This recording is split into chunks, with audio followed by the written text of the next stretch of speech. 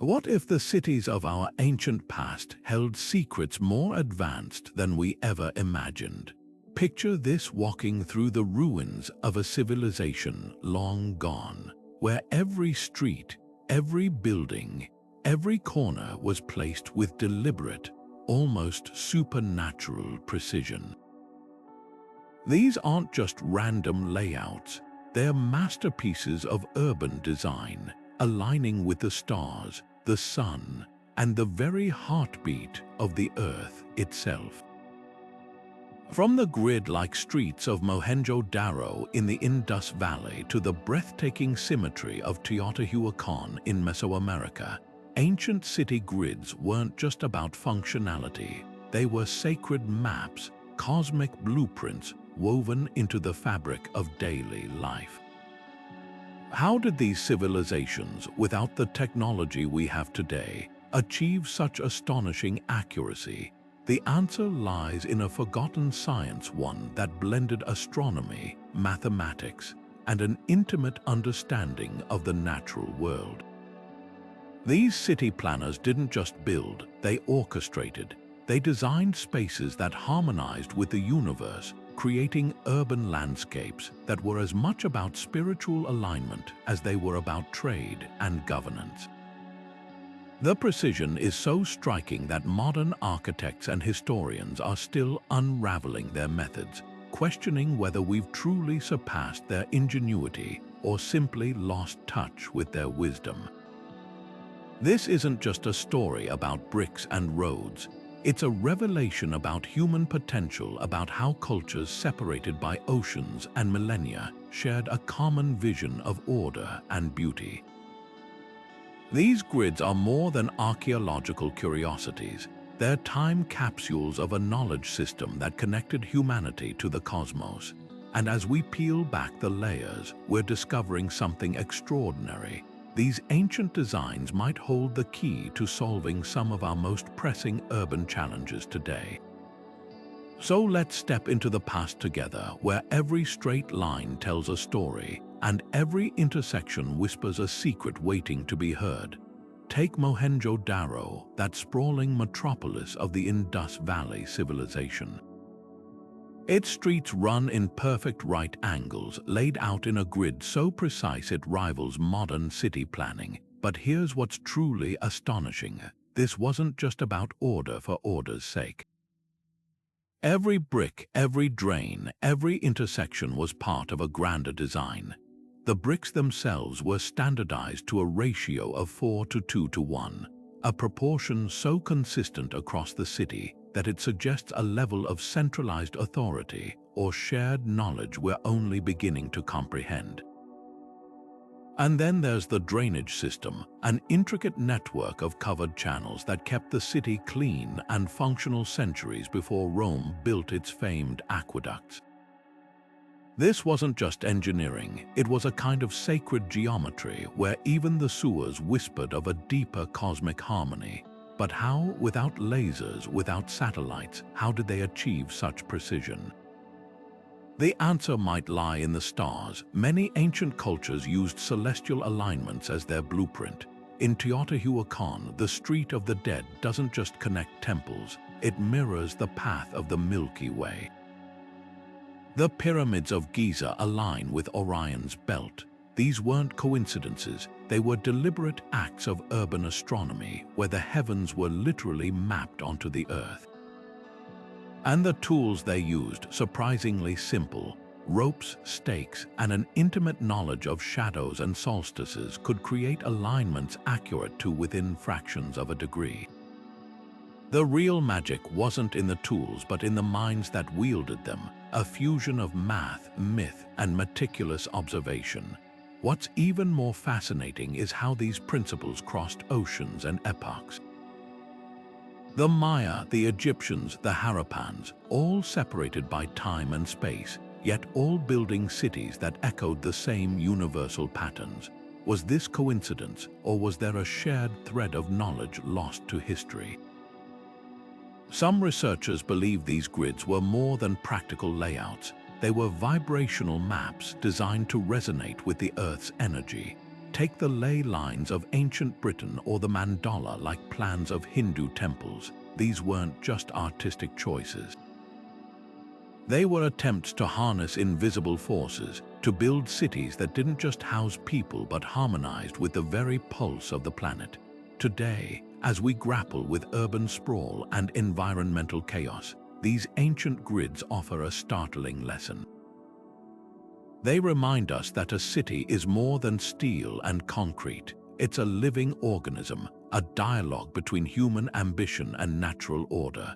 Maybe the true measure of progress isn't how high we build, but how wisely we align. And as we uncover these forgotten blueprints, we're not just studying the past, we're rediscovering a language of urban design that might just hold the key to our future.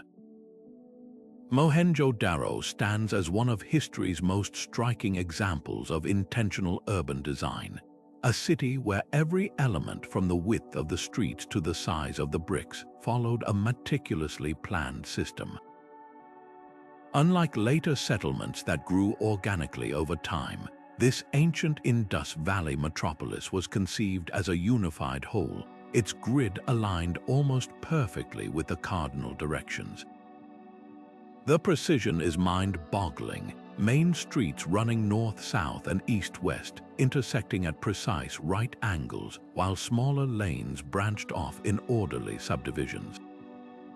This wasn't haphazard expansion, it was geometry brought to life, a testament to a civilization that valued balance above all. But the real genius lies in the details. Take the standardized brick sizes uniform across the entire city, baked to identical dimensions. This wasn't just about aesthetics, it was a logistical masterstroke. By using interchangeable building blocks, the Harappans could construct homes, wells, and public baths with astonishing efficiency. Even the drainage systems followed this principle, with carefully sloped channels built into the streets, designed to carry wastewater away from residences. Imagine that, a 4,500-year-old city with a sanitation system more advanced than many medieval European towns. What's even more remarkable is the evidence suggesting Mohenjo-Daro was planned long before the first brick was laid. Archaeologists have noted the absence of structural modifications or haphazard additions, unlike in later cities where buildings were frequently repurposed or expanded. Here, everything fits. The Great Bath, the granaries, the residential blocks all appear to have been part of a single vision, executed with near mathematical precision. This implies a level of centralized authority or shared cultural knowledge that challenges our assumptions about early urban societies. How did they coordinate such a project without written blueprints or modern surveying tools? The answer might lie in their relationship with the natural world. Unlike modern cities that often fight against their environment, Mohenjo-Daro's design embraced it. The grid was laid out to harness prevailing winds, providing natural ventilation in the scorching Indus Valley heat. The raised foundations protected against seasonal floods, while the uniform street widths ensured shade during the hottest parts of the day. This wasn't just city planning, it was a dialogue with nature, a recognition that human settlements thrive when they work with the land, not against it. Today, as modern cities struggle with overcrowding, pollution, and inefficient infrastructure, Mohenjo-Daro offers a quiet lesson. Its harmony didn't come from brute force engineering but from thoughtful integration of form and function, of human needs and environmental realities. Perhaps the most profound insight isn't how advanced they were for their time, but how relevant their philosophy remains. In an age of concrete jungles and urban sprawl, their vision of balance, where every brick served a purpose and every street honored the rhythms of earth and sky, feels less like ancient history and more like a blueprint we've forgotten how to read. While Mohenjo-Daro's grid was a marvel of earthly precision, Teotihuacan took urban planning to cosmic heights. This ancient Mexican city didn't just follow the lay of the land, it charted the heavens themselves. The Avenue of the Dead, its central thoroughfare, isn't merely a road. It's a terrestrial echo of the Milky Way, stretching toward the horizon with celestial intent. And the pyramids, they're more than monuments, they're carefully placed markers, aligned with the Pleiades star cluster and the sun's solstice positions. This wasn't just architecture, it was a living calendar, a sacred machine designed to weave human existence into the fabric of the universe. What's truly staggering is the accuracy. The Pyramid of the Sun, for instance, aligns with the sun's zenith passage, a day when shadows vanish entirely, marking a pivotal moment in the agricultural cycle. The builders didn't have modern instruments, yet their measurements were so precise that even today, visitors can witness these alignments unfold with near mathematical perfection. How did they achieve this? The answer lies in patience and observation. Generations of sky watchers likely tracked celestial movements, translating cosmic rhythms into stone and mortar. The city itself became an observatory, its streets and structures acting as permanent records of celestial events. But Teotihuacan's genius goes beyond astronomy. The entire grid was designed to amplify spiritual energy. The Pyramid of the Moon, positioned at the avenue's northern end, creates an optical illusion when viewed from the south, appearing to merge with the Cerro Gordo mountain behind it, as if the man-made and the natural were one. This intentional blurring of boundaries suggests a philosophy where urban spaces weren't separate from nature or the divine, but extensions of them. Even the city's water channels followed sacred geometries, mirroring the paths of stars and the flow of cosmic energy. Today, as we grapple with soulless urban sprawl, Teotihuacan's legacy feels eerily prescient. Modern architects are now rediscovering the power of biophilic design, building spaces that reconnect us with nature and celestial cycles.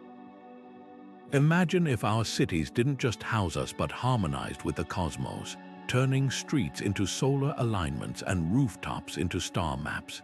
The ancient builders of Teotihuacan understood something we're only beginning to relearn, that the most enduring cities aren't just functional, they're poetic, bridging the gap between earth and sky. Their forgotten science whispers a challenge across the centuries. Can we build not just for efficiency, but for wonder? The Romans didn't just build cities, they built an empire on grids. Their signature system, centuriation, transformed conquered lands into orderly chessboards, with each square meticulously measured and mapped. Picture this: teams of surveyors stretching ropes across vast landscapes, marking out perfect rectangles that would become the backbone of Roman colonies from Britain to North Africa. This wasn't just urban planning, it was a language of power written in straight lines and right angles. At the heart of it all was the military camp, or castrum, a modular grid so efficient that it could be replicated anywhere, like a prefabricated city. Streets named Cardo and Decumanus crossed at precise centers, creating instant order in the chaos of new frontiers. But the real brilliance lay in adaptability. Whether laid over marshlands or mountains, the Roman grid bent to the terrain without breaking its rules. Take Pompeii. Its streets follow the rigid grid, yet they curve gently around natural obstacles, proving that order didn't mean rigidity. And then there's the farmland. Centuriation divided rural plots into uniform squares, each spanning approximately 700 meters, a size calculated for optimal irrigation and tax collection.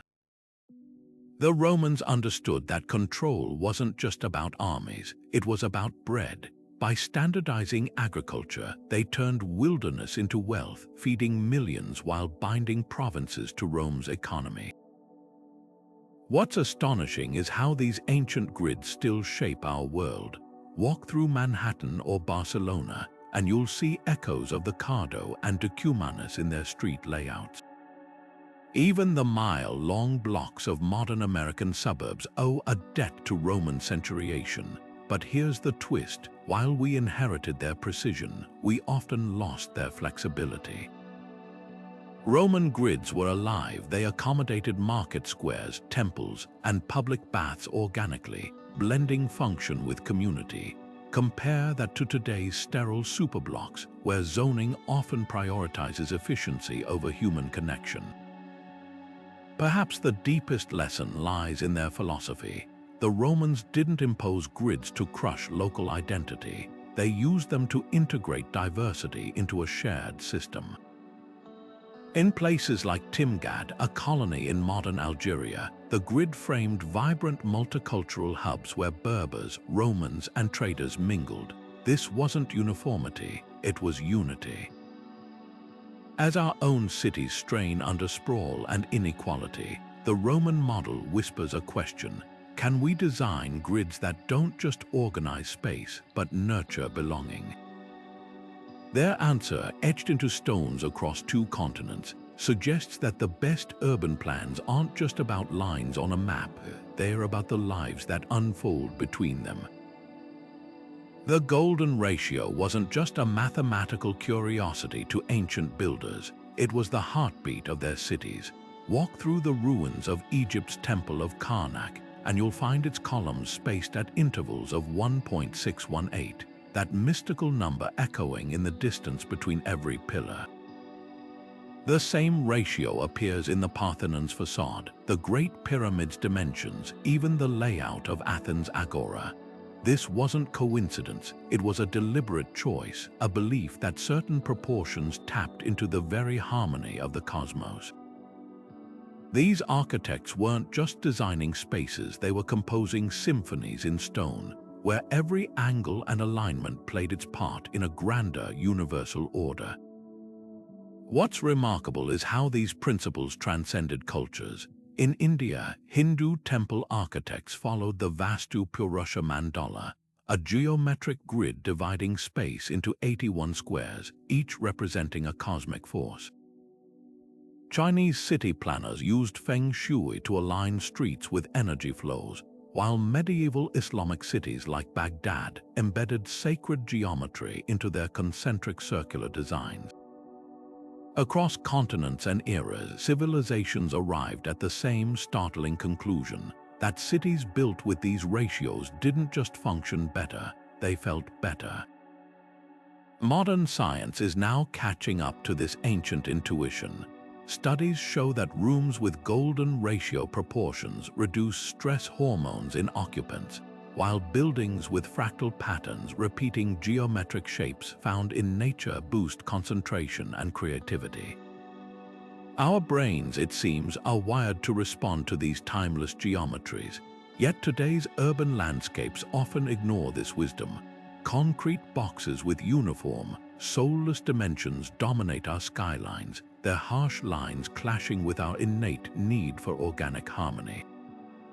Compare that to the winding alleys of old Marrakesh, where the play of light and shadow follows fractal mathematics, or the arched colonnades of Rome's forums, their curves mirroring the proportions of the human body.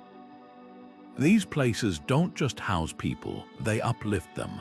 The difference lies in the details. A doorway framed by the golden ratio feels inviting. A plaza shaped like a vesica piscis, the overlapping circles sacred to Pythagoras, creates a natural gathering space. Perhaps the most profound lesson lies in the intent behind these designs. Ancient grids weren't just practical, they were prayers in physical form, attempts to mirror the perfection of the heavens on earth.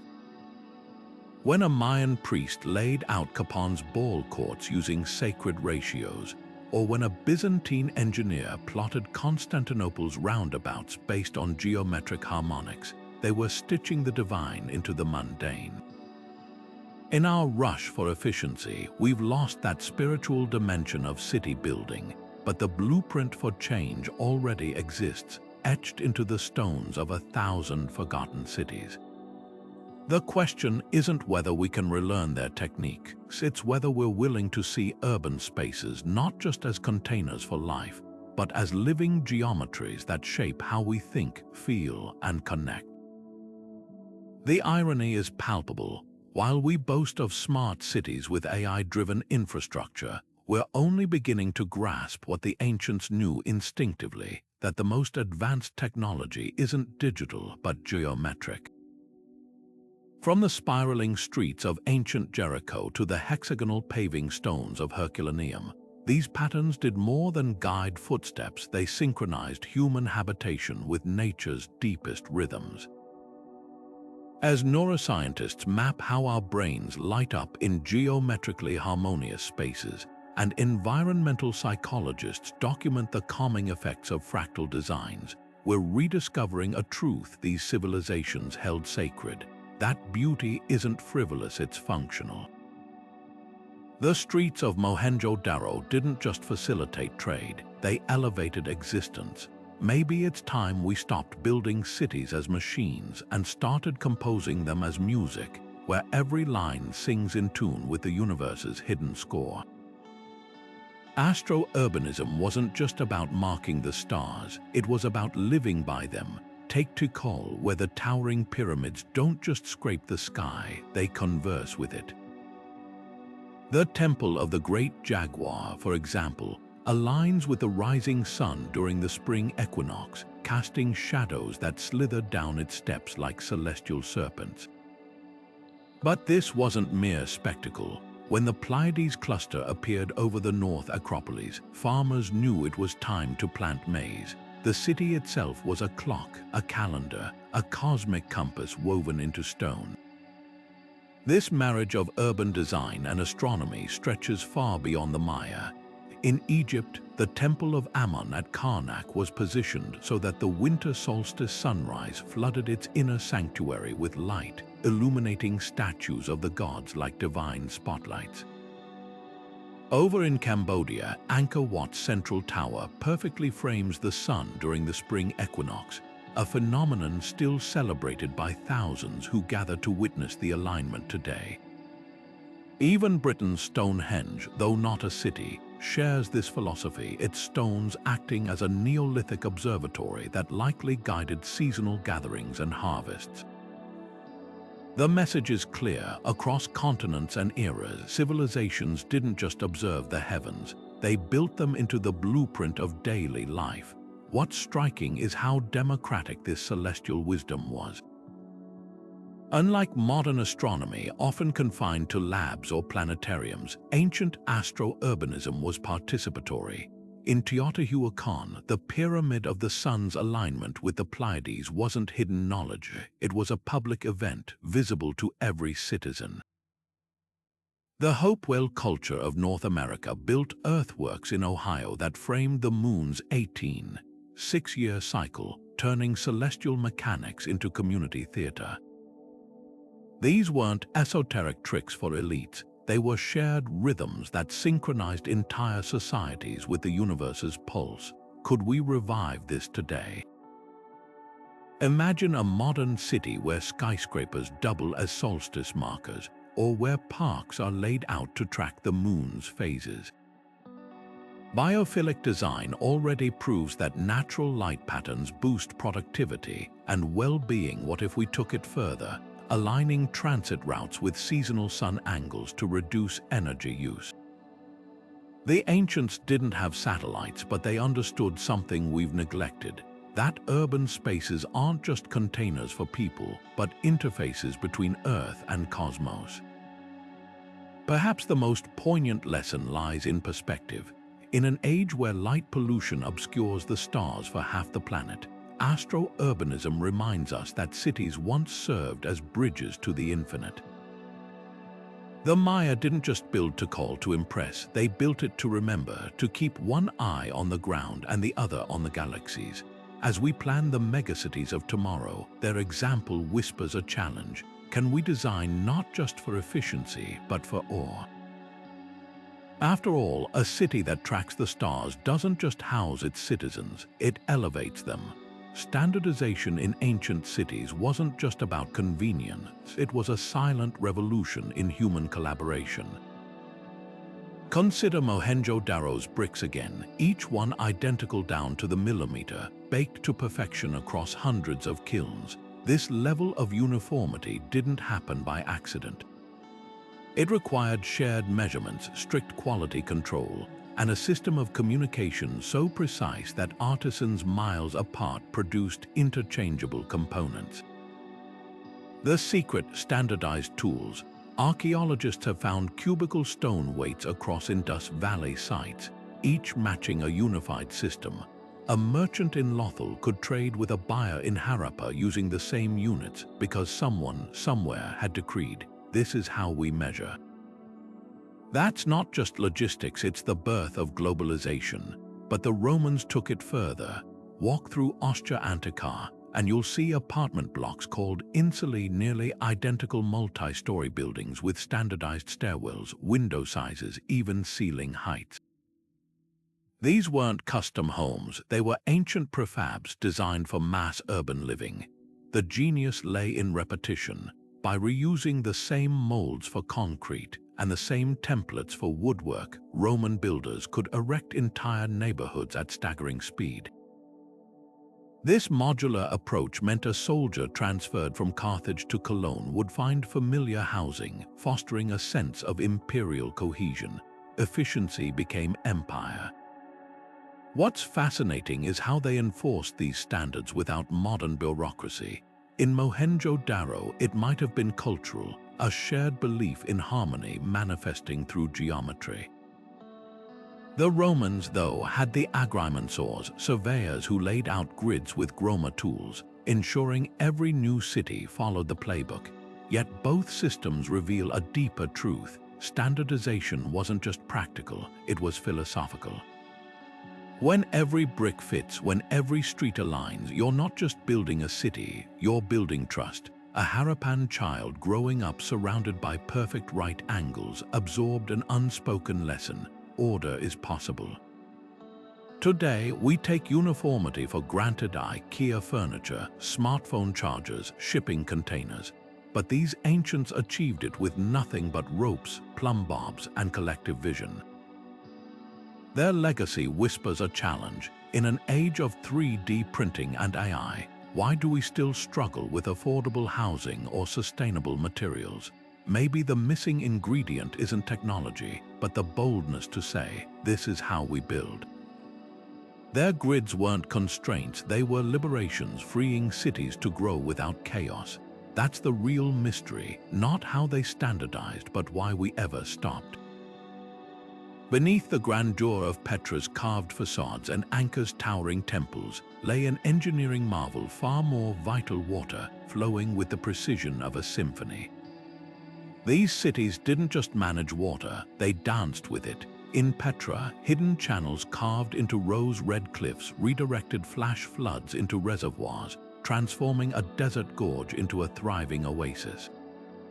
Over in Angkor, a network of canals and barrages, massive rectangular reservoirs, acted like a hydraulic heartbeat, storing monsoon rains to nourish crops during dry months.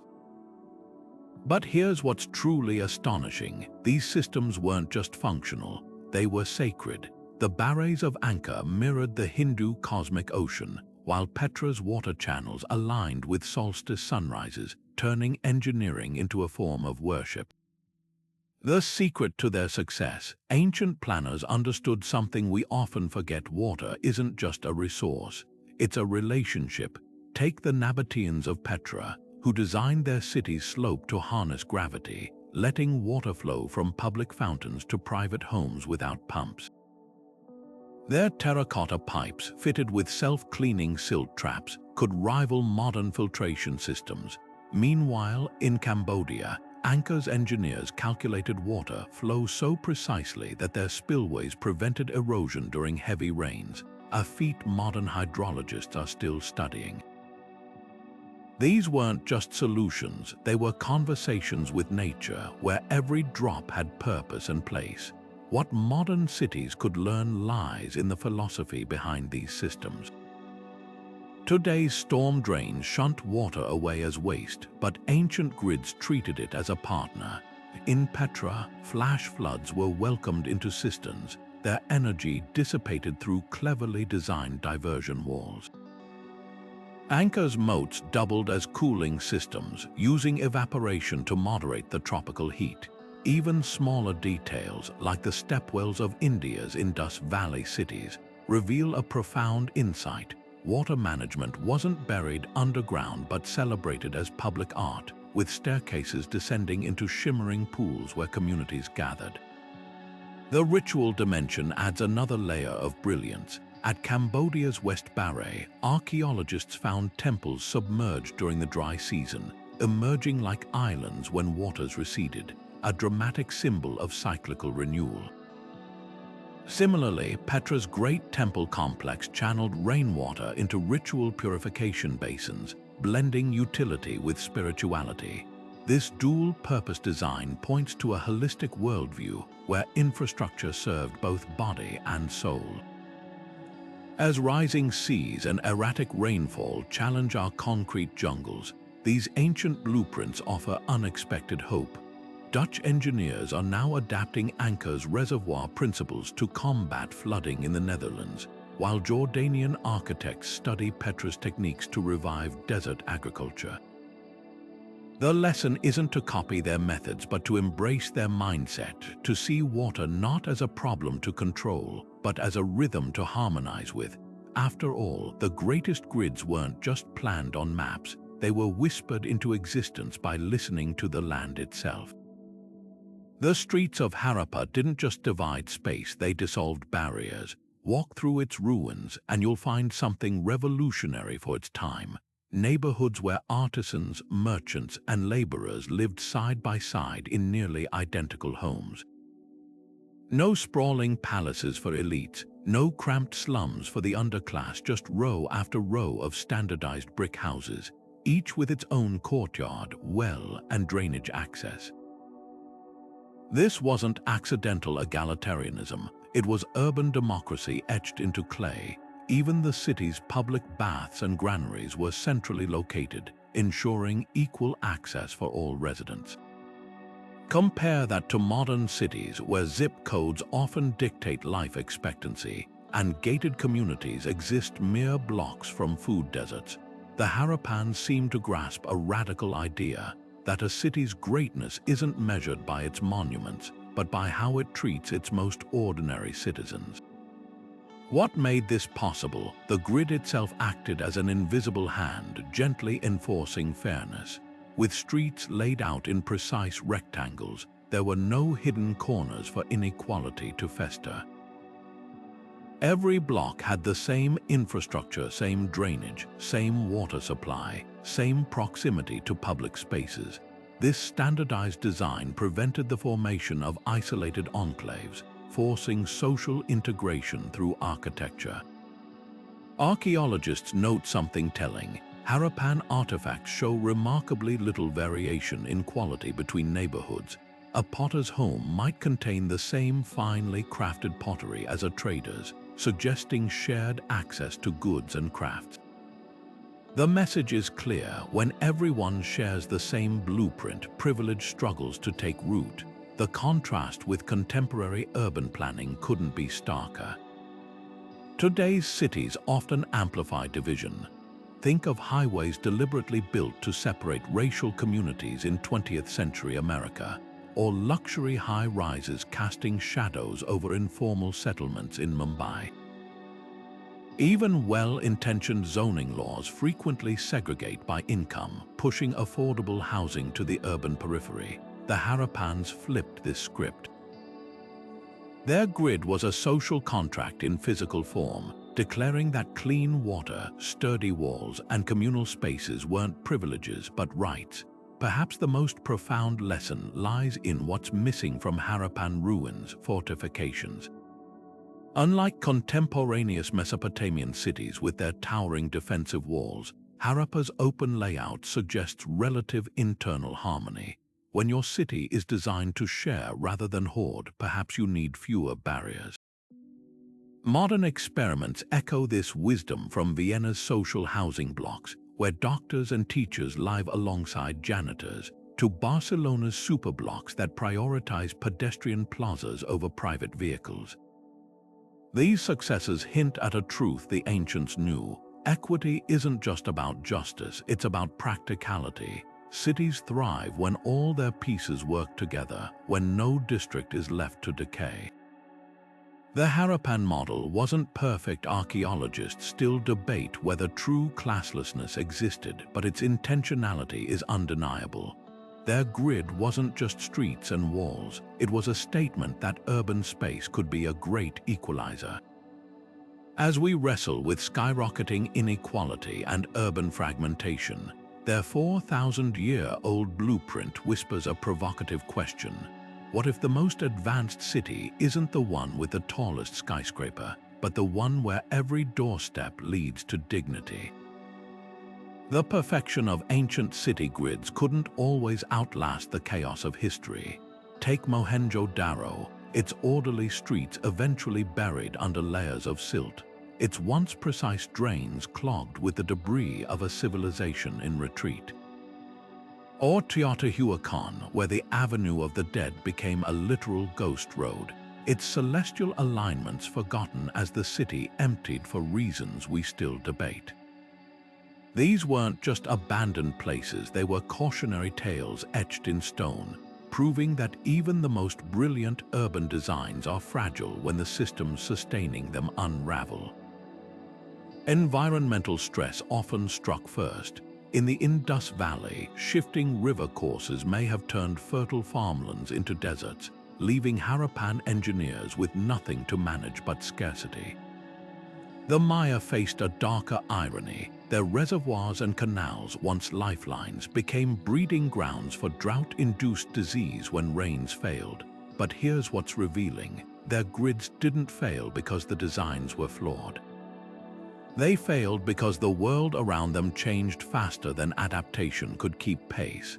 A drainage system built for predictable monsoons is helpless against a climate in upheaval, just as solar-aligned temples lose meaning when political collapse scatters the priests who raid their shadows. Yet nature alone didn't doom these cities. Human choices accelerated their fall.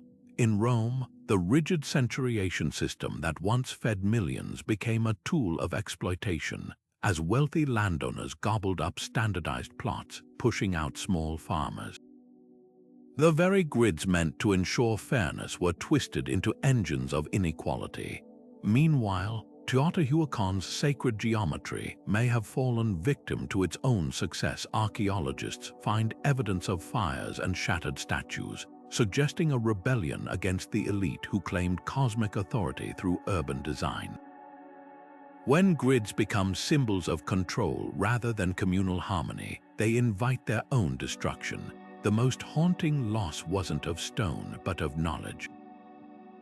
The Roman agrimensors with their groma tools, the Harappan artisans who baked uniform bricks, their skills died with the institutions that nurtured them. Unlike today, where blueprints survive digitally, ancient urban wisdom lived in oral traditions and apprenticeships. A single generation's disruption could erase centuries of refinement. By the time medieval Europeans stumbled upon Roman grid ruins, they saw mere rubble, not the intellectual revolution beneath their feet. What saves us from repeating their fate? Awareness that grids aren't static. The cities that endured, like Fes in Morocco or Kyoto in Japan, did so by blending ancient frameworks with adaptive reuse. Their streets respect old alignments but evolve with new needs. Perhaps the real lesson isn't just how these grids fell, but how we might design ours to bend without breaking. After all, the test of a city isn't whether it stands forever, but whether it leaves behind wisdom as enduring as its stones. When Rome's empire crumbled, so did its straight streets, but not its wisdom. Across medieval Europe, the rigid grids of Roman colonies gave way to tangled lanes that curled like vines around cathedral spires and castle walls. At first glance, this seems like decline, a loss of classical precision. But look closer and you'll find ingenious adaptation, not regression. These winding streets weren't chaotic, they were tactical. In an age of Viking raids and feudal wars, a maze-like layout became a defensive weapon. Attackers entering cities like Carcassonne or Rothenburg would find themselves funneled into kill zones, their advance slowed by deliberately narrowed alleys that turned at blind angles. Every twist was a trap, every dead end a potential ambush.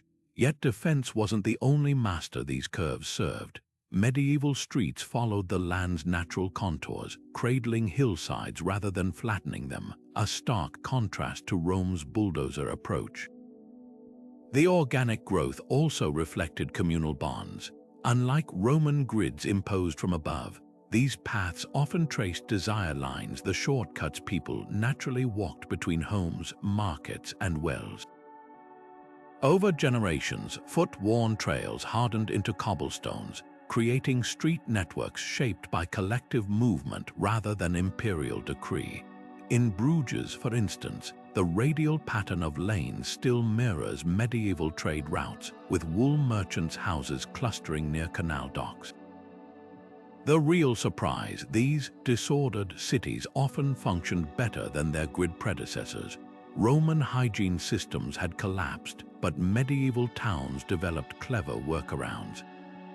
Steeply pitched streets in places like San Gimignano channeled rainwater to cleanse gutters, while overhanging upper floors provided shade and sheltered pedestrians, a primitive but effective climate control. And without centralized planning, neighborhoods specialized organically. Butchers clustered near rivers for easy waste disposal, tanners worked downwind, and guilds grouped by trade. This emergent order achieved through flexibility what grids once enforced through rigidity. What faded was the cosmic dimension. Few medieval towns aligned with solstices or encoded sacred geometry. Their spirituality rose vertically in cathedrals rather than stretching horizontally across cityscapes. Yet even here, exceptions dazzle. Siena's fan-shaped Campo Square, where the Palio horse race still runs, was designed as a vast concave shell to symbolize unity, a rare medieval nod to symbolic urbanism. And the concentric rings of round villages like Arundel in England may have echoed Celtic sun symbols, proving the old celestial connections never fully vanished. The lesson isn't that grids failed, but that cities must evolve. When Rome's empire collapsed, its grids became liabilities, too vast to defend, too rigid to adapt. Medieval Europe's apparent chaos was really resilience in disguise, proving that urban design isn't about perfection, but about fitting the needs of its time. Today, as we face climate crises and pandemics, their example whispers a provocative truth. Sometimes the straight path isn't the smartest one. The Renaissance didn't just revive art and philosophy, it resurrected the ancient science of city grids with a revolutionary twist. As scholars pored over rediscovered texts by Vitruvius and studied Roman ruins, they became obsessed with an idea that urban spaces could be both mathematically perfect and breathtakingly beautiful. Enter Pomonova, the star-shaped fortress city in Italy, where streets radiated from a central piazza like spokes on a wheel, each angle calculated for defense and harmony. This wasn't just a return to antiquity. It was a reimagining, blending Roman pragmatism with Renaissance idealism to create what its designers called the city as a work of art.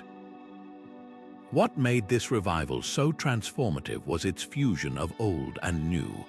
The radial grid of Pomonova, for instance, took the Roman Cardo and Decumanus and turned them into a 9-pointed sunburst, optimizing cannon fire coverage while creating mesmerizing symmetry. Architects like Leon Battista Alberti argued in their treatises that cities should balance beauty and utility, echoing the Harappan's drainage systems and Teotihuacan's celestial alignments, but with a humanist spin. Suddenly, grids weren't just tools of control or cosmic mirrors. They were canvases for civic pride. The ripple effects shaped modern urbanism in unexpected ways. When Christopher Wren rebuilt London after the Great Fire of 1666, his unused plan proposed wide, grid-like avenues intersecting with radial boulevards, a direct nod to Renaissance ideals. Later, Baron Haussmann's Parisian renovations would borrow this radial logic, using star-shaped plazas to open up medieval clutter for both aesthetics and artillery. Even the gridiron plans of American cities like Savannah, with their repeated squares of greenery, owe a debt to Renaissance garden cities. The ancients laid the foundation, but the Renaissance proved grids could evolve, adapting to new technologies and social visions.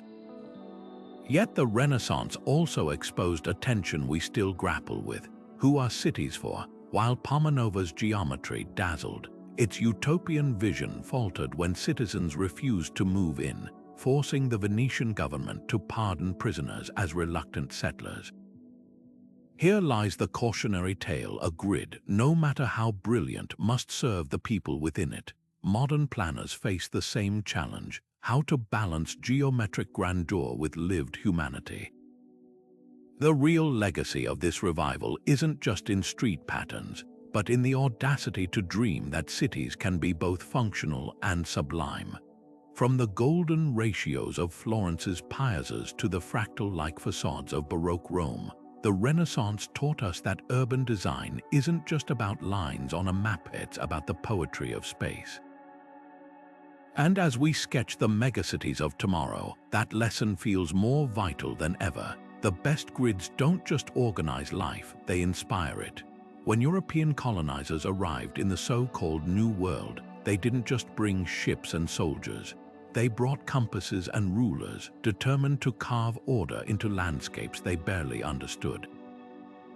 The grid became their weapon of choice, imposed with startling uniformity from Mexico City to Manhattan.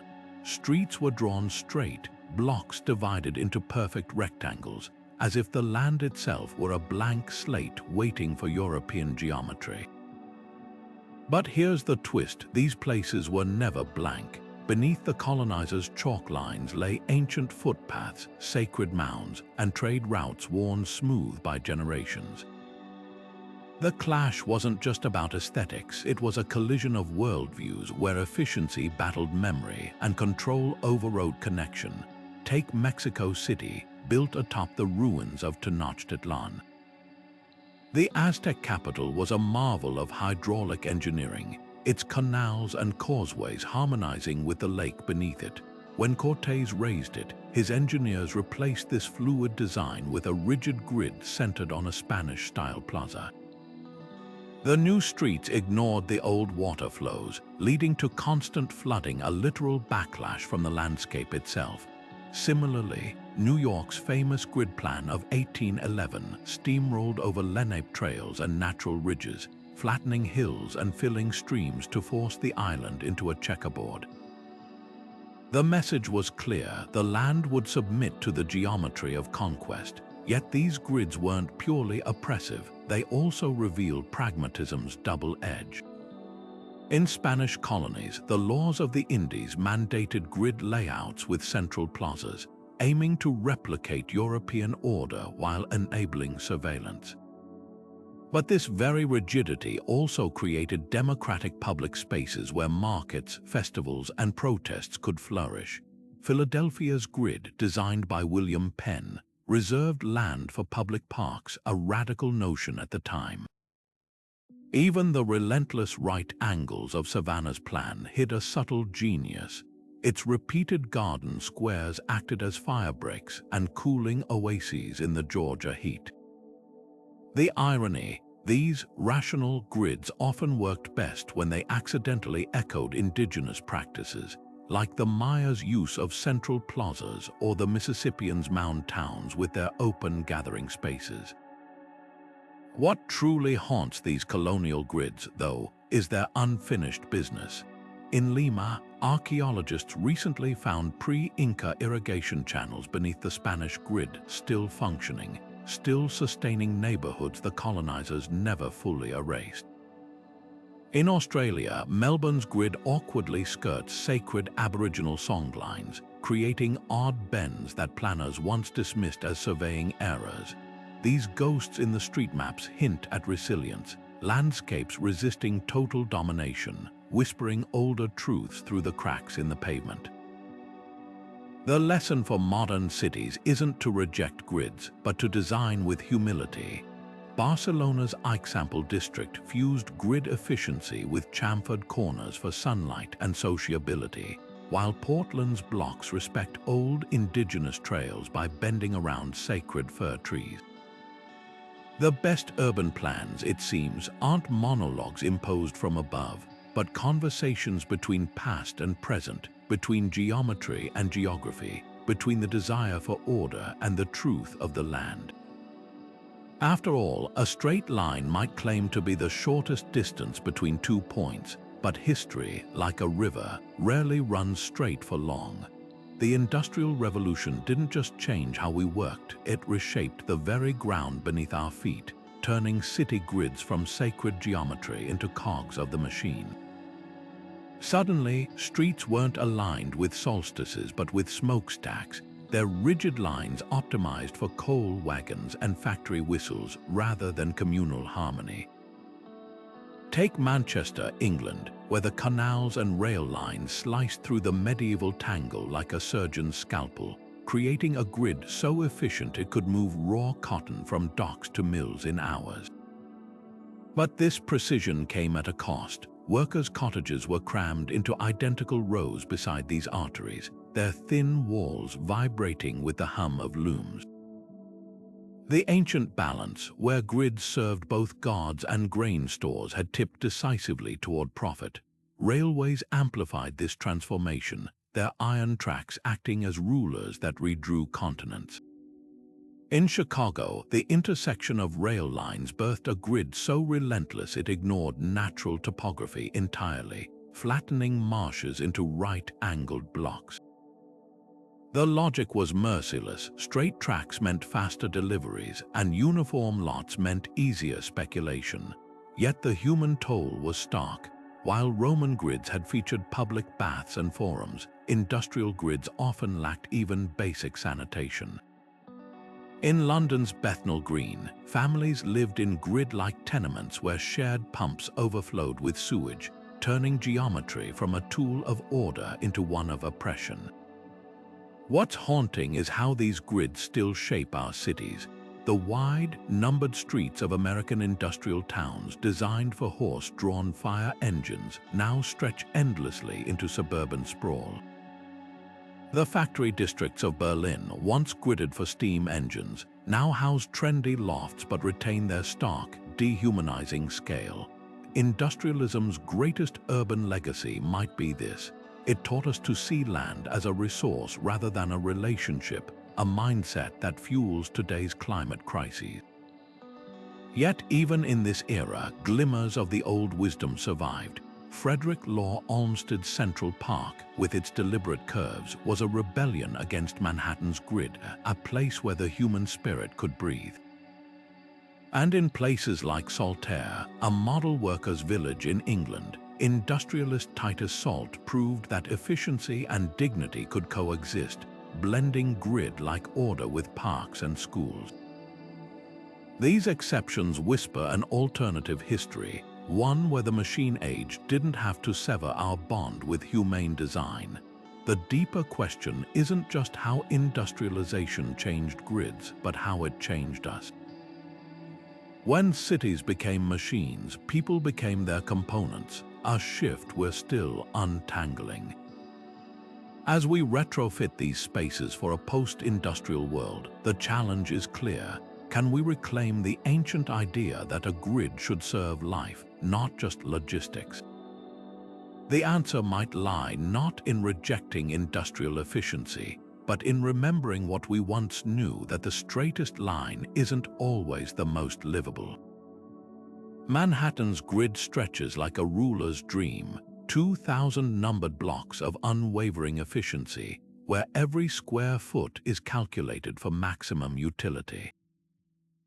Yet stand at the intersection of 5th Avenue and 42nd Street, surrounded by canyon-like towers, and you might feel it, a strange absence.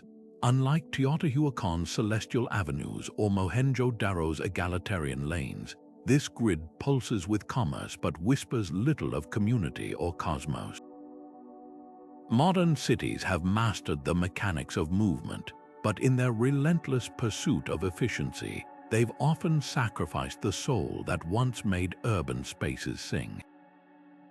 The trade-off is stark. Ancient grids were designed for life, streets that doubled as communal gathering spots, temples aligned with solstice sunrises, neighborhoods where every resident had equal access to water and shade.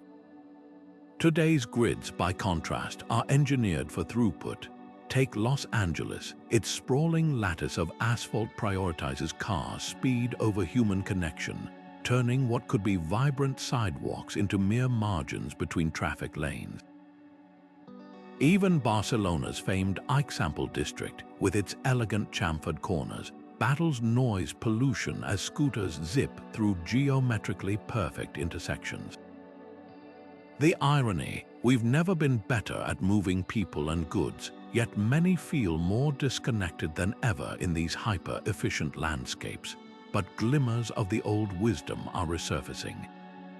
Singapore's Kampung Spirit initiative reintroduces communal gardens and shaded verandas into its high-rise grids, echoing the Harappan's emphasis on shared spaces.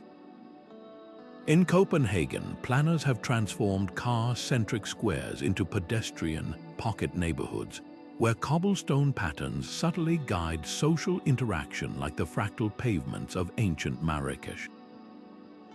The most promising experiments merge old and new. Medellín's escalators climb hillside slums in clean, modern lines, yet their landings host murals and benches that revive the street as living room ethos of pre-industrial towns. These aren't nostalgic throwbacks, but proof that efficiency and soul can coexist. The real breakthrough may lie in rethinking what grids are. Ancient cities saw them as living systems. Think of Angkor's water channels that doubled as spiritual symbols. Today's smart city technologies could revive that holistic view. Solar-paneled sidewalks in Toulouse follow golden ratio curves, generating energy while pleasing the eye. Tokyo's underground cisterns, designed for flood control, now feature meditation chambers where the sound of redirected rainwater creates tranquil oases beneath the hustle. Even New York is testing biophilic grids where street trees are planted in Fibonacci sequences, their branches forming natural canopies that reduce heat and stress. Perhaps the question isn't whether modern grids can incorporate ancient wisdom, but whether they can afford not to. As climate change tightens its grip, cities that blend Teotihuacan's respect for natural forces with cutting-edge engineering may fare best. Venice's MOS project, a flood barrier system inspired by the city's ancient canal gates, shows how old and new can collaborate. Meanwhile, grassroots movements are reclaiming grids block by block. Barcelona's Superilla neighborhoods ban cars from grid interiors, creating playgrounds and plazas that buzz with the communal energy of a Roman forum. The future city might look something like Oslo's Fjord City district, where harborfront grids are interrupted by intentionally messy green belt spaces left wild for spontaneity and wonder. Here, the rigid lines of modernity yield just enough to let the unpredictable in. Children building stick forts, urban foragers harvesting herbs, stargazers tracing constellations obscured elsewhere by light pollution. It's a humble admission that the best grids aren't those that control every variable, but those that leave room for the magic we can't and shouldn't try to plan away. Le Corbusier gazed at the chaos of early 20th century Paris and saw a problem waiting to be solved not with incremental fixes, but with a radical reinvention of urban life itself. His radiant city concept wasn't just a grid. It was a manifesto in steel and concrete, where identical high-rises would stand like chess pieces on a vast, open board, connected by elevated highways and surrounded by manicured parks. To him, this was efficiency perfected, a machine for living, where sunlight, space, and speed would liberate the modern citizen. Yet visiting one of the few places built to his specifications, like the Unité d'Habitation in Marseille, reveals the paradox at the heart of his vision. The proportions are mathematically flawless. The pilotis' elevated pillars create airy ground levels, and the rooftop gymnasium offers panoramic views. But something vital is missing: the hum of spontaneous life that animated ancient grids, where crooked alleyways and uneven steps invited chance encounters and layered histories. The rift between Le Corbusier's ideals and ancient wisdom boils down to a single question: what is a city for? The Harappans and Romans designed grids as frameworks for human connection. Their streets hosted festivals, their squares doubled as marketplaces and temples. Even the strictest Roman military camp had a forum at its heart. Le Corbusier, by contrast, saw cities primarily as logistical challenges to be optimized.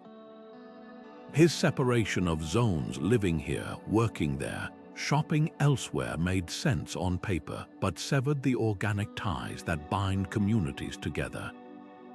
Compare Chandigarh, India, his planned city, with Jaisalmer, its ancient Rajasthani counterpart. Both face extreme heat, but where Jaisalmer's narrow lanes and overhanging balconies create natural shade and breezes through passive design, Chandigarh's wide boulevards rely on energy-intensive cooling. One evolved with the climate, the other tried to dominate it. Yet dismissing Le Corbusier entirely would be a mistake. Buried in his cold geometries are flashes of insight that resonate today. His insistence on green space, every radiant city tower was to be surrounded by parkland, anticipated our need for urban biodiversity. His love of rooftop gardens, now a staple of sustainable architecture, echoed the hanging terraces of Mesopotamian ziggurats. Even his much-maligned towers in the park model found unexpected success in places like Singapore, where careful adaptations mixed income housing, ground-floor shops, and pedestrian pathways transformed sterile blocks into vibrant neighborhoods. The flaw wasn't in the grid itself, but in treating it as a universal formula rather than a flexible tool. What ancient builders understood, and Le Corbusier occasionally forgot, is that grids gain meaning through adaptation. Teotihuacan's celestial alignments worked because they reflected the spiritual needs of its people. Mohenjo-Daro's standard bricks succeeded because they served a collective vision. Modernist grids often failed when imposed top-down without room for organic growth. But where they've thrived, like in Rotterdam's post-war reconstruction, it's because later generations softened their rigidity, adding street murals, pop-up cafes, and community gardens between the straight lines. The lesson isn't to abandon modernist principles, but to temper them with the humility of the ancients. A grid should guide, not dictate. Perhaps the most poignant critique comes from Brasilia, Brazil, another city born from modernist dreams. Its airplane-shaped plan, with symmetrical sectors and sweeping highways, looks breathtaking from the air, but on the ground, residents long complained of isolation, until informal markets and buskers began colonizing the spaces between the perfect geometries, much like medieval vendors once clustered at the edges of Roman forums. This unplanned vibrancy, this human noise, is what Le Corbusier's teacher Auguste Perret once called the necessary disorder of happiness. It's a reminder that the best grids aren't those that achieve purity, but those that leave room for life to rewrite the rules. Jane Jacobs walked the streets of Greenwich Village with a watchful eye, observing something most city planners missed: the quiet ballet of sidewalk life. Where bureaucrats saw disorder, she saw a delicate ecosystem: children playing under the gaze of shopkeepers, neighbors chatting on stoops, a natural rhythm of trust and interaction that no blueprint could capture. Her battle against Robert Mose's highway expansions wasn't just about saving buildings. It was a defense of the unplanned, human-scale connections that rigid grids often erased. To Jacobs, the greatest urban sin wasn't chaos, it was monotony. A street lined with identical blocks and uniform setbacks might look orderly on paper, but it could feel as lifeless as a spreadsheet. Yet grids aren't inherently soulless, it's how we use them that matters. Barcelona's Eixample district, with its strict octagonal blocks, pulses with energy precisely because its designers prioritized corner cafes and street-level engagement. Meanwhile, Tokyo's labyrinthine backstreets thrive not despite but because of their underlying grid logic. The main arteries provide order, while the alleys between them, the roji, allow for spontaneous noodle stalls and pocket parks. The difference lies in flexibility. Ancient grids like Mohenjo-Daro's worked because they standardized infrastructure, not behavior. Their uniform bricks and drains supported diverse lives above them, much like modern mixed-use zoning can blend homes, shops, and workshops within the same block. Jacobs' critique hits hardest when grids become tools of control rather than frameworks for freedom.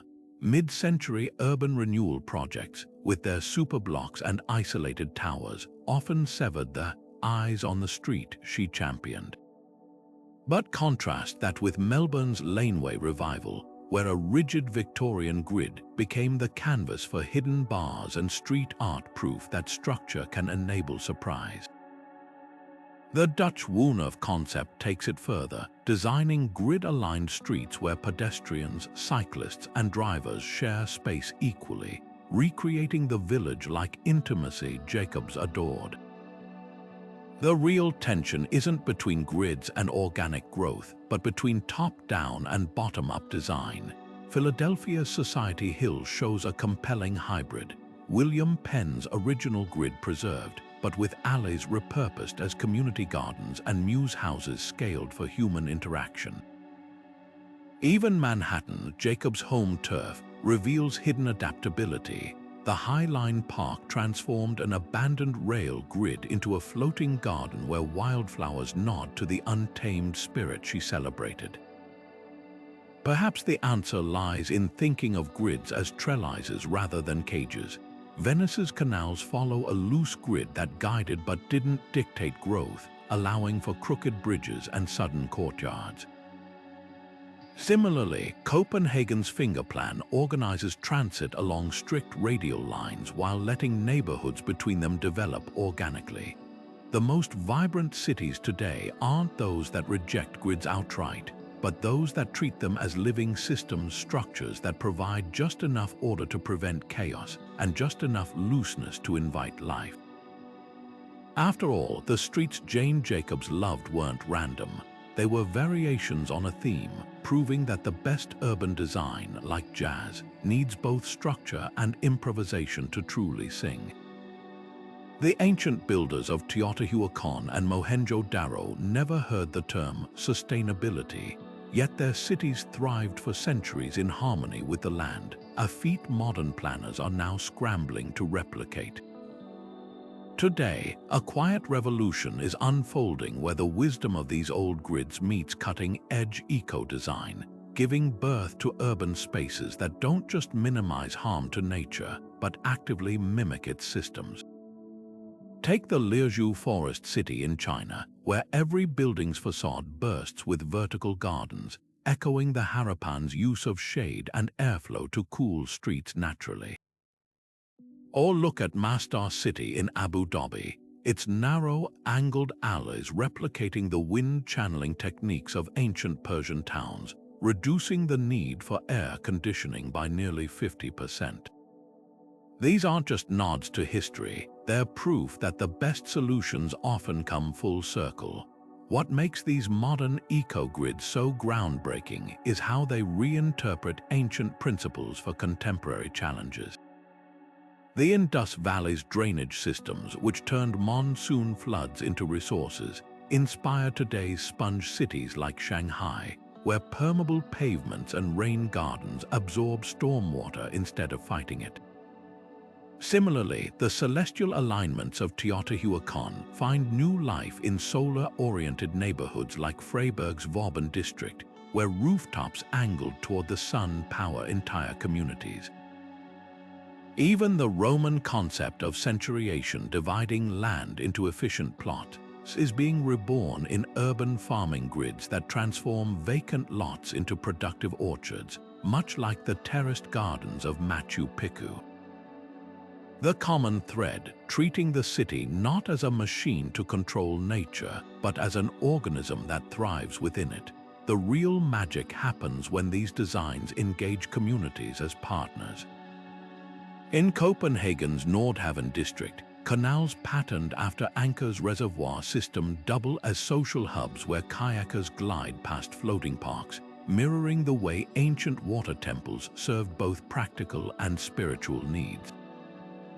Meanwhile, Barcelona's superblocks, inspired by the compact grids of medieval Islamic cities, reclaim streets for pedestrians, cutting noise and pollution while fostering the kind of sidewalk camaraderie Jane Jacobs celebrated. Unlike top-down modernist experiments, these projects succeed because they blend structure with adaptability, much like Mohenjo-Daro's standardized bricks allowed for diverse, organic growth above them. Critics argue that ancient grids can't scale to modern megacities, but examples like Singapore's green mesh prove otherwise. By weaving vertical forests and skybridges into its rigid street grid, the city cools its microclimate while reconnecting fragmented habitats, a technique Maya builders used when they threaded jungle corridors through Tikal's urban core. Even in car-centric Los Angeles, a pilot project is retrofitting asphalt grids with bioswales and native plants, reviving the indigenous Tongva practice of working with the land's natural water flow. The lesson isn't to copy the past blindly, but to distill its essence. That resilience lies not in dominating landscapes, but in listening to them. As climate change reshapes our world, these hybrid grids offer more than nostalgia. They provide a toolkit for survival. The Dutch city of Amsterdam now tests blue-green grids that merge medieval dike systems with AI-powered water sensors, creating neighborhoods that float during floods like the stilt houses of ancient Southeast Asia. In Africa, Rwanda's green masterplan draws on the fractal layouts of Great Zimbabwe to disperse heat and promote walkability. Each innovation whispers the same truth. The cities of tomorrow won't be built on the ruins of nature, but on the blueprints of those who never forgot how to belong to it. The future of urban design might not lie in smarter technology, but in wiser geometry, one that remembers at last how to bend without breaking. Smart cities pulse with invisible threads of data, where algorithms now whisper to traffic lights and buildings breathe in sync with the weather. This isn't science fiction, it's the digital grid, a living network of sensors and systems that optimize urban life in real time. Picture Barcelona's smart lampposts dimming when streets empty to save energy, or Singapore's virtual twin, a digital replica of the entire city used to simulate flood responses before storms even hit. At first glance, these marvels seem light years ahead of Mohenjo-Daro's brick drains or Teotihuacan's solstice-aligned temples. But peel back the layers and you'll find a haunting echo. The same obsession with precision that drove ancient planners, only now powered by silicon instead of starlight. The parallels run deeper than we might think. Just as the Harappan standardized bricks for efficiency, smart cities rely on uniform data protocols, open-source platforms that let trash bins talk to garbage trucks and parking spots ping your phone when they're vacant.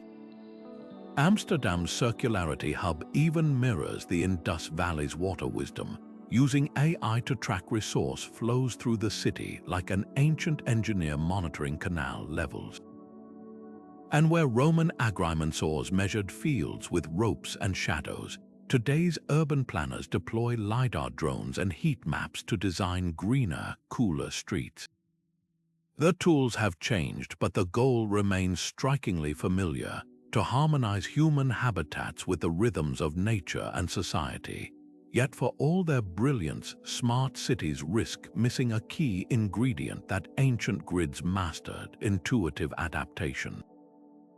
The Maya adjusted Tikal's reservoirs based on generations of rainfall patterns etched into collective memory, while today's flood algorithms sometimes falter when faced with unprecedented storms. There's also the question of who controls the data. Teotihuacan's celestial grid belonged to everyone. Its alignments were public spectacles that united the community. But when a corporate-controlled algorithm dictates your bus route or energy usage, the grid becomes less a shared compass and more an invisible puppeteer. The challenge isn't just technological, it's democratic. Some pioneers are bridging this gap by blending old and new. In Seoul, neighborhood digital town halls let residents co-design smart solutions, reviving the participatory spirit of medieval guilds that shaped European market grids. Copenhagen's Climate Tile project, which embeds sensors in sidewalks to manage stormwater, takes inspiration from Angkor's temple reservoirs but lets rainwater seep into the ground naturally rather than fighting its flow. Even the humble bench is getting a high-low makeover. Tokyo's solar-powered smart benches offer phone charging while their curved designs encourage face-to-face conversation, much like the stepped wells of Gujarat where communities gathered for centuries.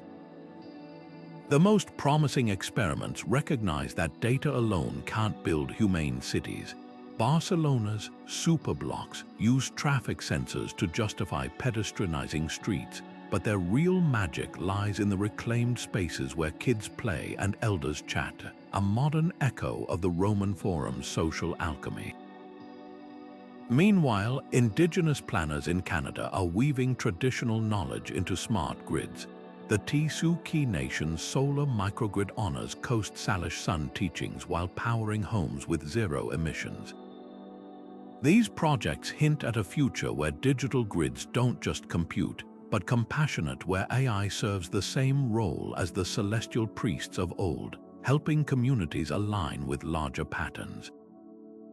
The irony is exquisite. Our most advanced cities may need to relearn the humility of the ancients. The builders of Great Zimbabwe oriented their stone walls to harness seasonal breezes, just as Bahrain's smart towers now angle their facades to catch Persian Gulf winds. Both approaches work, but one emerged from centuries of watching termite mounds regulate temperature, while the other sprang from energy models. As climate chaos escalates, the winning cities won't be those with the most data, but those that, like Mohenjo-Daro's planners, listen as intently to the land as to their dashboards. The digital grid's true test: whether it can measure sunlight as thoughtfully as a Teotihuacan astronomer, while leaving room for the unquantifiable, the laughter in a plaza, the shade of an old tree, the stars we still pause to marvel at when the screens go dark. Curitiba's streets unfold like a love letter to the future, one written in the language of ancient grids. At first glance, Brazil's ecological capital seems like any other modern city, with its orderly blocks and geometric avenues. But look closer and you'll spot the genius: bus rapid transit lanes that mimic the efficiency of Roman cardo roads, flood-prone valleys transformed into ribbon parks that channel stormwater like Angkor's reservoirs, and recycling programs so intuitive they feel plucked from Mohenjo-Daro's waste management playbook. This isn't just urban planning, it's alchemy, where the rigid logic of grids bends to cradle both nature and community in a single embrace. The secret lies in adaptive reuse, a principle straight from the medieval playbook. When Curitiba's population exploded in the 1970s, instead of bulldozing its way through the crisis, the city worked with what it had. Abandoned rail lines became the spine of its now famous bus system, with tube stations and prepaid boarding cutting transit times as effectively as Rome's standardized insulae once streamlined housing. Meanwhile, the Green Exchange program, where residents trade recyclables for bus tickets or fresh produce, echoes the barter systems of ancient market grids, turning civic responsibility into a shared ritual. The result, a recycling rate that dwarfs most wealthy nations, achieved not with high-tech gadgets but with social ingenuity. What truly sets Curitiba apart is how it reimagines public space as a living ecosystem. The bi-articulated buses glide down dedicated lanes like modern-day aqueducts, their flow timed to the rhythm of daily life. Pedestrian-only streets buzz with the same communal energy as Teotihuacan's Avenue of the Dead, while the lighthouses of knowledge, glass-walled libraries dotting poorer neighborhoods recall the way Roman forums mixed education and commerce. Even the city's iconic wire mesh ovos, egg-shaped bus stops serve dual purposes: shelter by day, glowing streetlights by night, much like the multi-functional plazas of medieval Islamic cities. The most striking parallel to ancient wisdom, though, is Curitiba's embrace of limitations. Where Dubai drills through deserts to fuel sprawl, Curitiba's planners channeled growth along 5 structured axes, just as the Harappans once expanded Mohenjo-Daro along cardinal directions. Floodplains became linear parks, a solution that not only manages water but creates green corridors for wildlife, echoing the sacred groves woven into Maya city grids. Even the city's zoning laws reflect an old truth: mixed-use districts foster vitality. Offices rise above shops, apartments overlook parks, and street vendors operate legally, creating the kind of layered urban tapestry Jane Jacobs celebrated. Critics might argue Curitiba's success is unique, a product of visionary leadership and specific historic conditions, yet its lessons ripple globally. Medellin borrowed its cable car transit for hillside favelas, while Portland adapted its greenway model to reconnect fragmented neighborhoods. The deeper revelation isn't about any single tactic, but about philosophy, that grids work best when they're frameworks for adaptation, not straitjackets. Like the Roman centuriation system that flexed around mountains, or the Indus Valley's bricks that built both granaries and homes, Curitiba proves efficiency and humanity aren't opposites. They're partners if we're brave enough to let the grid breathe. Stand in Curitiba's Jardim Botanico, where geometric flower beds nod to Versailles but feed pollinators instead of kings, and you'll feel it, the quiet pulse of a city that remembers what too many have forgotten. That grids aren't just for moving traffic but for cultivating life, that the straight line can coexist with the meandering stream, and that sometimes the most futuristic solutions are the ones written long ago, not in code or concrete, but in the way rainwater carves a path to the sea and communities gather where the roads meet. There's something almost primal about the way our brains respond to grids. Walk into a city with orderly streets and you'll notice it immediately, a subtle exhale of tension, a quiet assurance that you won't get lost. Science backs this up. Studies from urban psychology labs reveal that grid layouts activate the brain's spatial navigation systems more efficiently than chaotic street networks, reducing cognitive load by up to 40%. It's no accident that children as young as 4 can navigate Manhattan's numbered blocks more easily than the winding alleys of medieval towns. Grids speak to our innate need for predictability, offering mental shortcuts in a world that's often overwhelming. Yet too much order can tip into sterility. Psychologists at the University of Michigan found that while grid-like environments lower stress hormones initially, prolonged exposure to rigid uniformity can trigger a different kind of fatigue, a craving for visual variety and surprise. Think of Brasilia's sweeping modernist plazas, where the grandeur of the design is often undercut by an eerie emptiness. The human mind thrives on what environmental psychologists call soft fascination, the gentle stimulation of irregular patterns, curves, and textures that invite exploration without demanding focus. This explains why cities like Barcelona strike such a powerful balance. Their grid frameworks provide structure, while chamfered corners and pocket parks deliver just enough unpredictability to keep the streetscape engaging. The ancients understood this dance between order and variety intuitively. Mohenjo-Daro's grid was precise, but its courtyards bloomed with irregular clusters of neem trees and communal ovens where spontaneous gatherings unfolded. Teotihuacan's celestial alignments were mathematically exact, yet its murals burst with organic motifs of jaguars and feathered serpents. These civilizations grasped what modern neuroscience confirms, that the most nourishing environments blend reliability with moments of delight. So how do we design grids that soothe without stifling? Tokyo offers a masterclass. Its overarching grid of major arteries provides navigational clarity, while the labyrinthine roji alleys between them, packed with tiny ramen stalls and bonsai shops, satisfy our hunger for discovery. Similarly, Copenhagen's finger plan organizes transit along strict radial lines but lets neighborhood blocks meander like village lanes. The trick lies in hierarchy. Let the big picture be legible, but leave room for small-scale whimsy. Perhaps the most compelling evidence comes from hospitals of all places. A Johns Hopkins study found that patients recovering in grid-like wards with standardized rooms healed faster, but only when those rooms had windows framing natural landscapes. The takeaway: grids work best when they're the canvas, not the painting. They should frame life's messiness, not erase it. After all, the streets we remember aren't the ones that were perfectly straight, but the ones where a sudden curve revealed a hidden bookstore, or where the shadow of an old maple tree broke the monotony of concrete. The magic happens in the tension between the expected and the unexpected, between the grid's reassuring rhythm and the joyful syncopation of everything that spills outside the lines.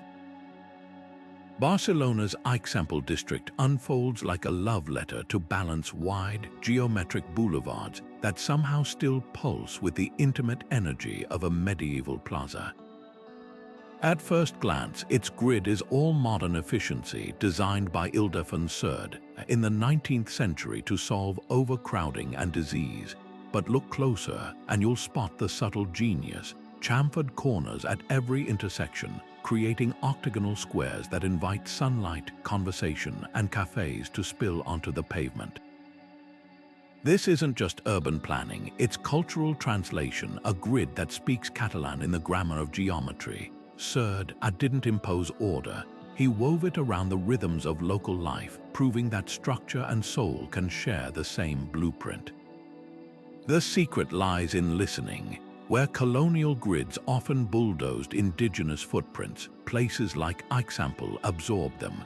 Its blocks are sized to fit the traditional manzana city block of old Barcelona, preserving the human scale of its Gothic quarter while adding light and air.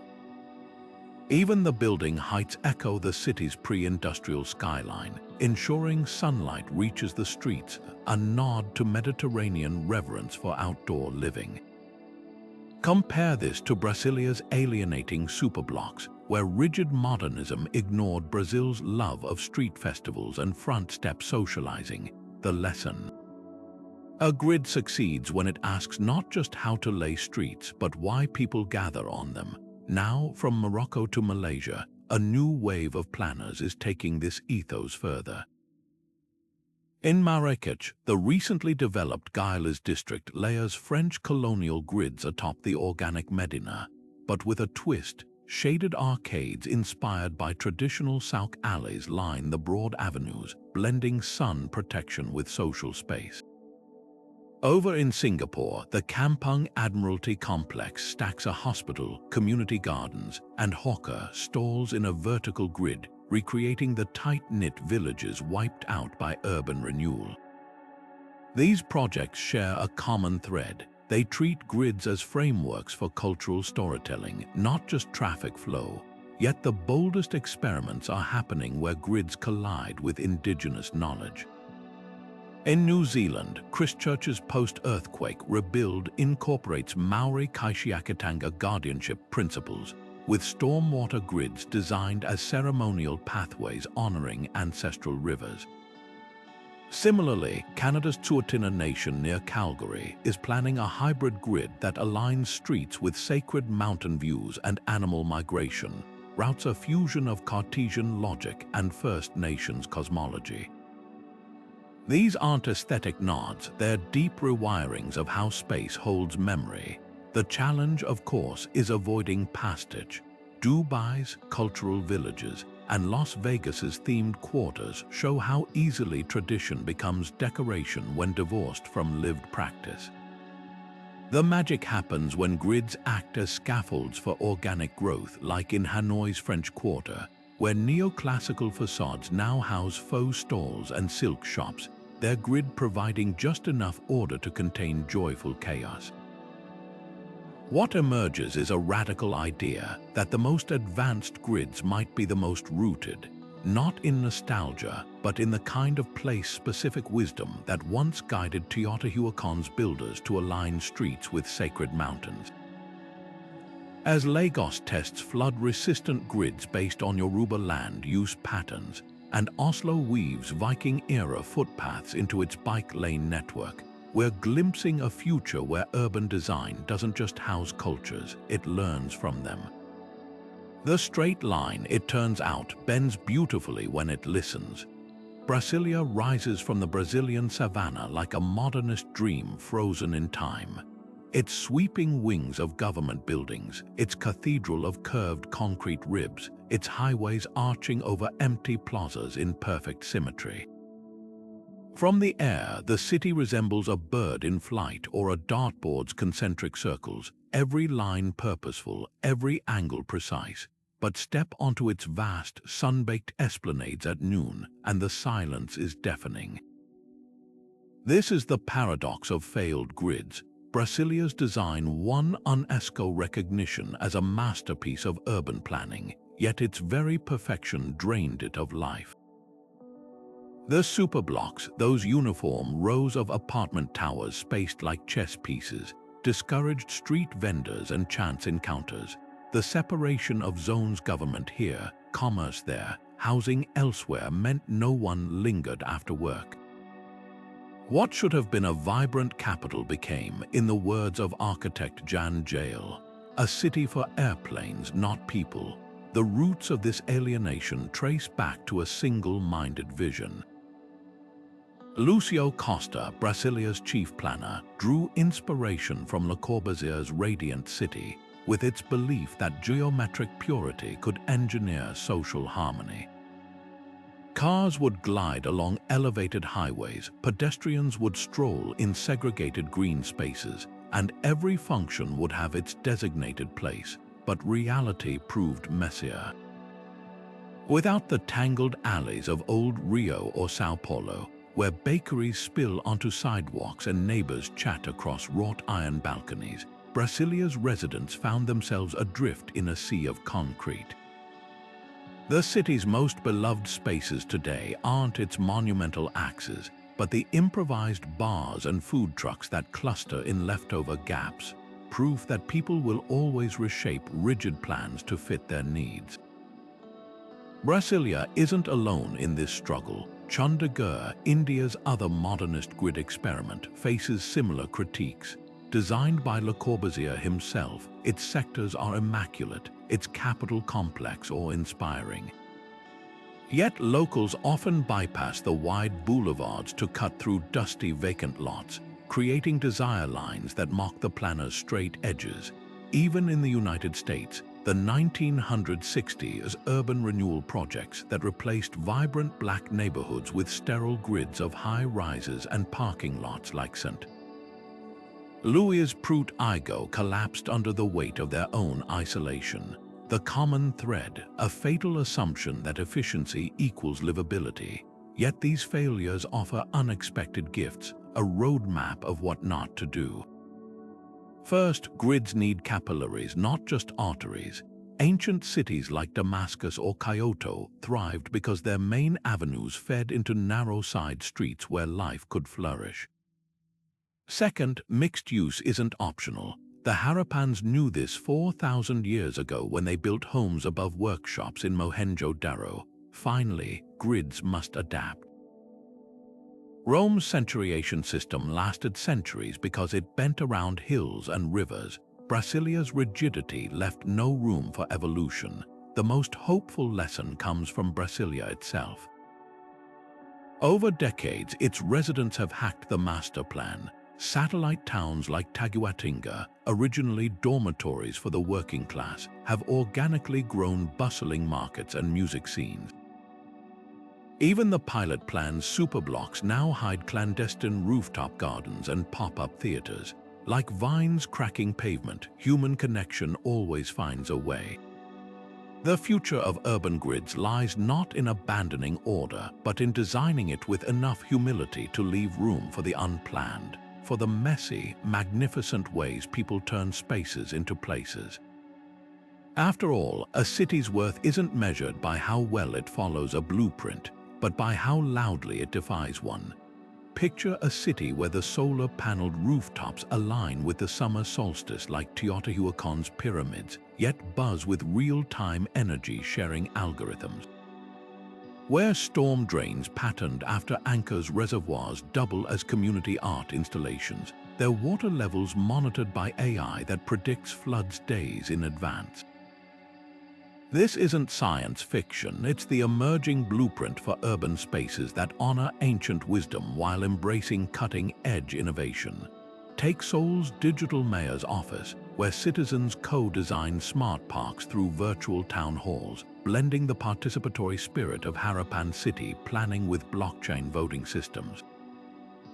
Or look at Amsterdam's Circularity District, where 3D printed buildings use recycled materials in standardized modules, echoing Mohenjo-Daro's uniform bricks, but with robotic precision that adapts to residents' changing needs.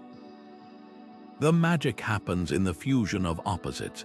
Copenhagen's Nordhavn district weaves Viking-era coastal resilience into its climate-adaptive design, with seawalls shaped like ancient fish traps that soften storm surges while creating tidal pools for urban kayakers.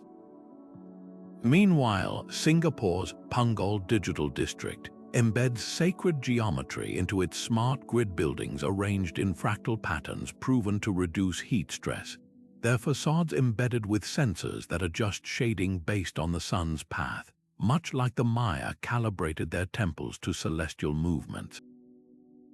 Even pavement gets reinvented. Phoenix's cool pavement initiatives combine Roman-style porous volcanic rock with nano-reflective coatings, dropping surface temperatures by 12 degrees while mimicking the natural cooling of Petra's stone channels. But the true breakthrough lies in democratizing these systems. Barcelona's Superblocks program reclaims grid intersections as playgrounds and plazas, using traffic sensors not for surveillance but to prioritize pedestrian rhythms, a high-tech echo of the Roman Forum's multipurpose vitality. In Lagos, architects collaborate with Yoruba elders to design flood-resistant housing based on ancestral stilt techniques, augmented with satellite-guided drainage. These projects share a radical humility. They treat ancient grids not as relics, but as open-source code to be remixed for modern challenges. The most promising experiments recognize that sustainability isn't just about technology, it's about psychology. Tokyo's pocket parks insert micro-gardens into grid alleys, their irregular curves triggering the same soft fascination as Mohenjo-Daro's courtyard trees, while biosensors in the soil tweet hydration levels to local school kids. Medellin's escalator-equipped slums, inspired by the stepwells of Gujarat, feature muraled landings where augmented reality apps overlay indigenous stories onto the mountain views.